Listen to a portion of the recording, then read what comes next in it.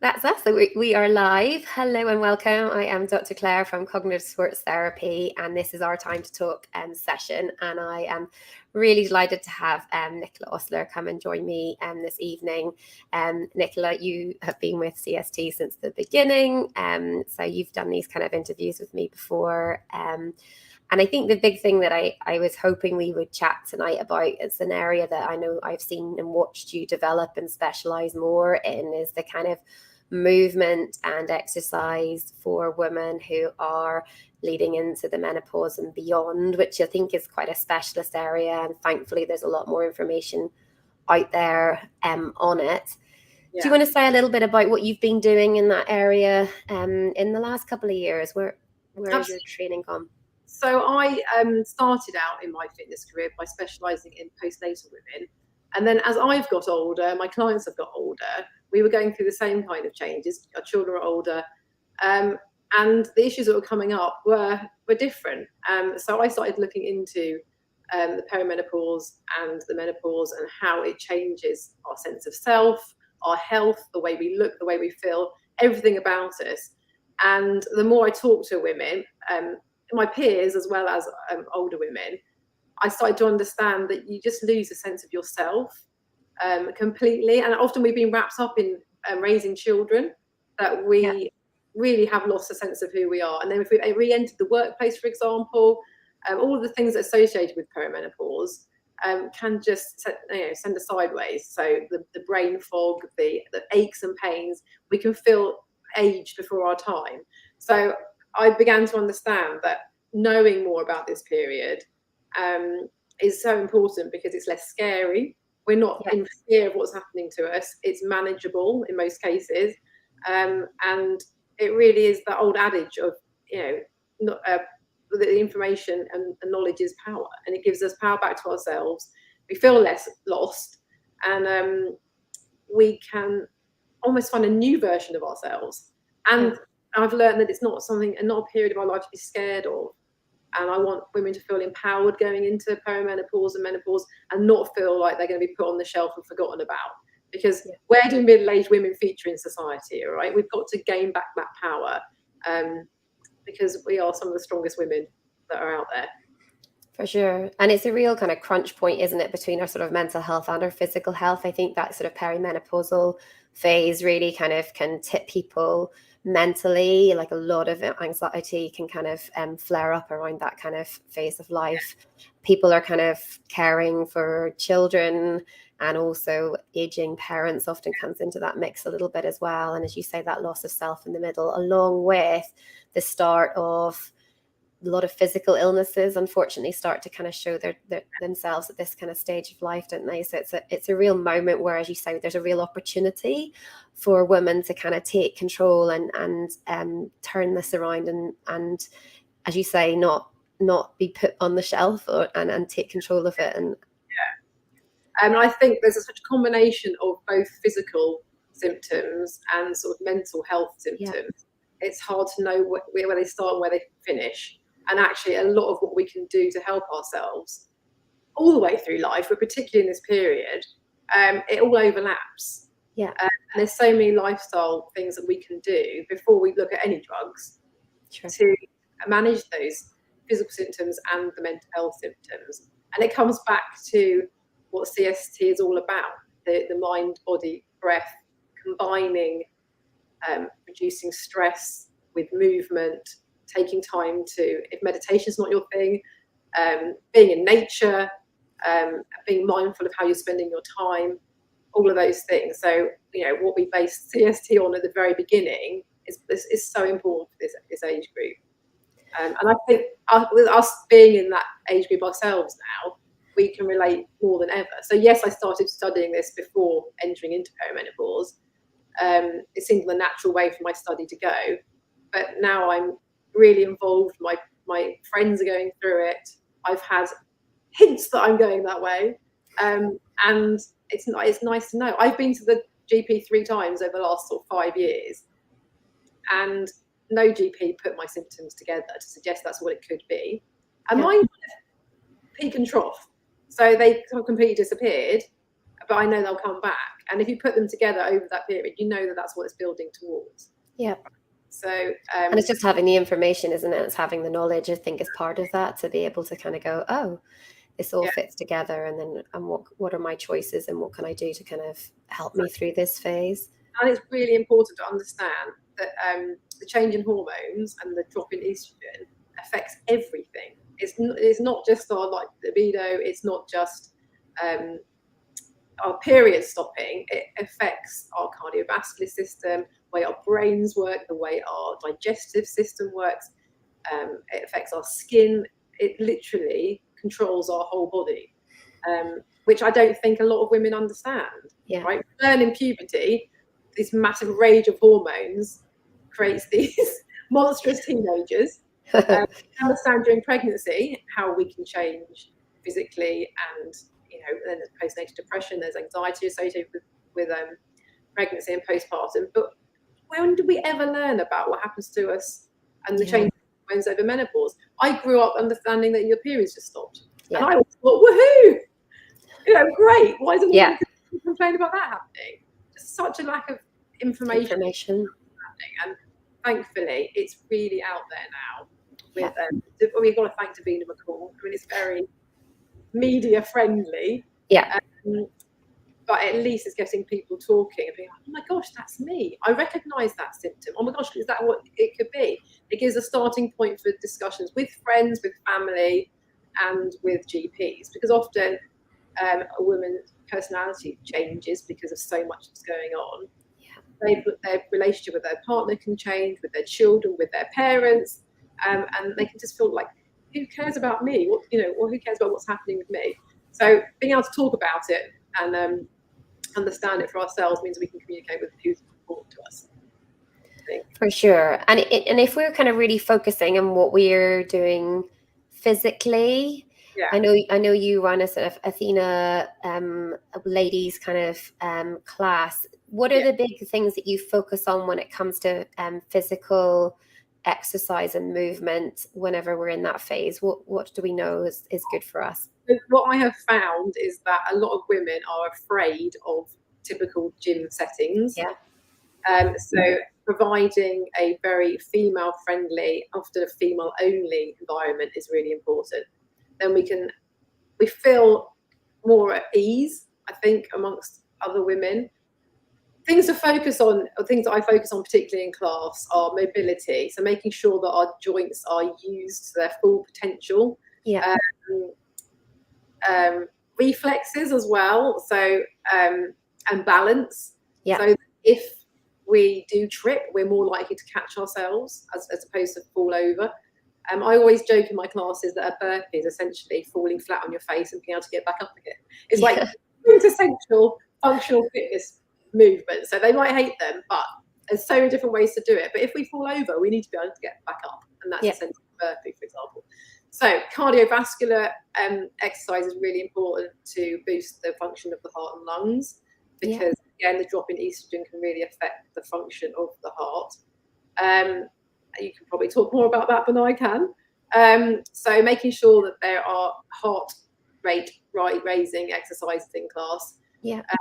Also, strength exercises are really important, and that can be with body weight, so squats, lunges, push-ups, those kind of movements. You can add resistance bands to target muscles further.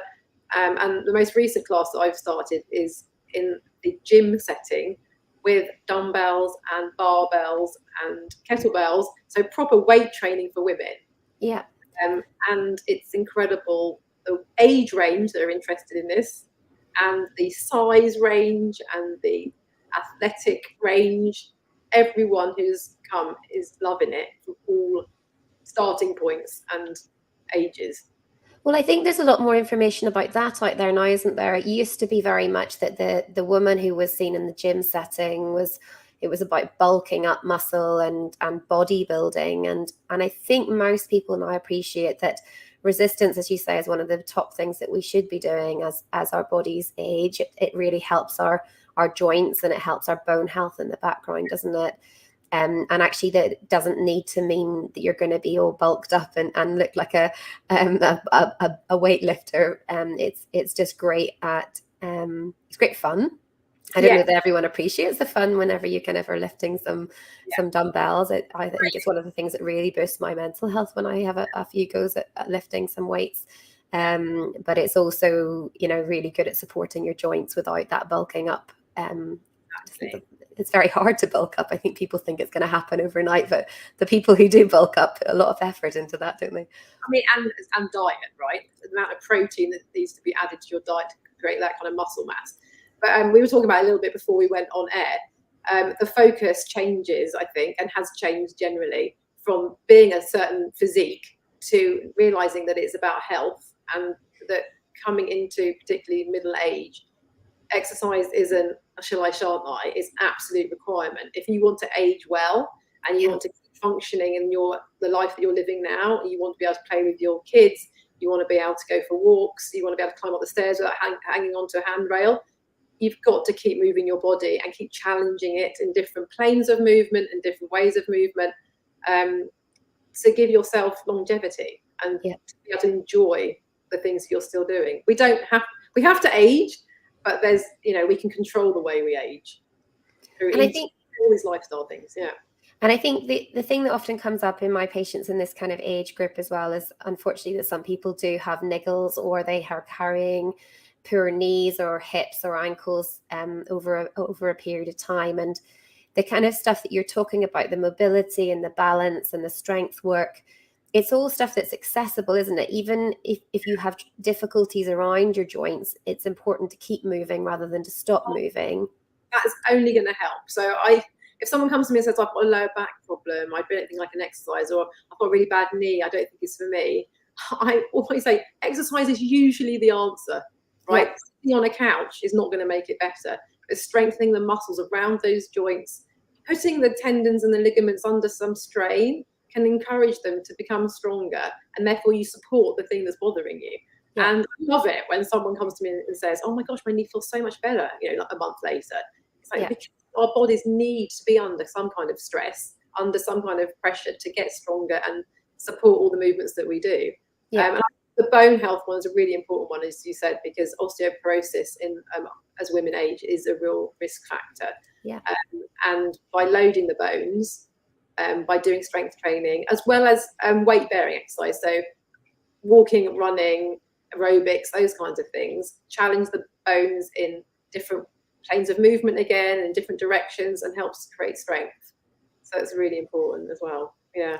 And I think the thing that I love watching you and what you kind of share about what you do is that you really practice what you preach on a real variety of activities that I think is another thing to be, really promote in this phase, is our bodies like that cross training. They like doing different types of exercise. They don't put the same strain.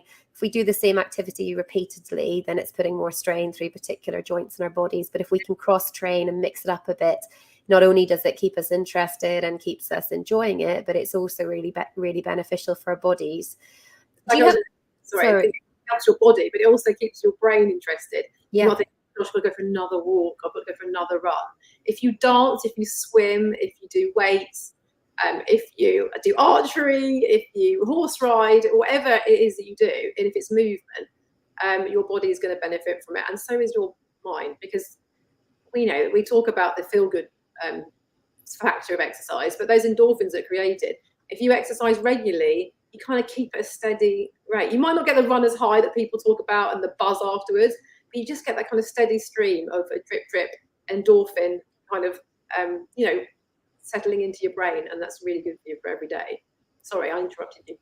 No, it's all good stuff. And I think what I was going to just bring it round to was, again, something that we talked about before we kind of came on air, to do with, it's great whenever it's something that you've always done. It's easier. But what would you have kind of some good tips that you would give to someone who maybe, they have just been stressed and they have had no time, and they are coming to that point where they want to put some effort into their fitness and they just don't know where to start? What are your kind of good tips for someone like that wants to get fit but hasn't for a long time? So the easiest way to start is something that's free and something that's easy, and you're not frightened of starting. So I would say the best thing you can do is ask a friend to go for a walk. So house for coffee or the cafe or whatever, just say, let's go for an hour's walk instead. And I think a lot of us did pick this up over lockdown, and some of us have maintained that. But exercise is all about connection as well. So if it gives you a chance to see a friend and tick an exercise box, do it. It doesn't, and maybe you can introduce each other to something new. Everyone has different passions and interests. So I think, like we said before, as well as the physical thing, it's the mental satisfaction of doing something different. Yeah. So recently I picked up horse riding again, which is so exciting. Oh, wow. I put off for a long, long time. And that's amazing exercise, more so than I ever remember it being. But also it's just thrilling to have that connection with the animal and to be doing something different. There's a group of friends who've started doing reformer Pilates, which is something new and different. So you can also do it with a friend. If money is a barrier, then there are free things you can do. There are free groups. There's a lot in the community. There's a lot of NHS and council incentives to get people moving more. So it's a case of doing a little bit of research. It does help to do it with a friend. Definitely. But you just need to start. And then it's about consistency and making sure that you keep turning up to the weekly session or the weekly appointment. And that's why having a friend as well and keeping to an appointment really helps. Yeah, it's almost like also finding some routine in it as well, isn't it? So it fits how it fits into your week, so that it's something that's sustainable. Is another kind of thing that I often say to people at this stage. Exactly that. I wanted to recommend a book. Do you mind if I recommend a book? Yes, please. Yeah. There's Dr. Louise Newson, who is kind of the guru of perimenopause and menopause. I recommend this book quite a lot because it is really straightforward. It's in real simple chapter form. It goes through all of the symptoms. It makes you feel like you're not going crazy. It's like, oh my gosh, other people must be experiencing this too. There's also some surprises in there. You might not be experiencing them, but it kind of almost gives you an idea of, I'll look out for that. She also has a great Instagram page, and it's really useful to follow. She has different workshops and things on there. She has different guests on. She's also on This Morning quite a lot. I watch a lot of daytime TV. But if she's on there, she's obviously good. So I highly recommend this book. I'm going to put in the comments afterwards. And somebody else on Instagram who I follow is Dr. Naomi Potter. She's a menopause doctor as well. I don't know if you've heard of her. She, her most recent post, for example, was about little known or little discussed menopause, perimenopause symptoms. For example, things like different anxieties that appear, like driving anxiety. Where am I going to park? Worry about going on motorways. When I've said this to people, they're like, I have no idea that was anything to do with my perimenopause. Like, it's a really common thing. Again, you'll understand more about why that happened. Things like hearing changes, so tinnitus and kind of whooshing in your ears, mouth issues like ulcers and soreness around the mouth and things.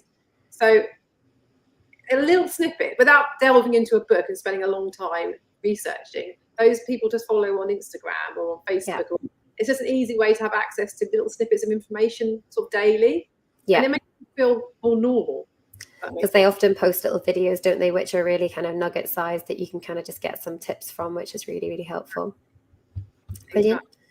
Thank you, Nicola. That is our time has gone. I always say at the end, if anyone's got any questions, please feel free to message me and I can forward them on to Nicola. But and then we can never fill the whole topic in 15 minutes, but it's hopefully given some help to anybody out there who's trying to get themselves a bit active in this phase. And as I say, if we can help at all, please do get in touch. But have a nice evening and thank you for joining me, Nicola. Thanks so much.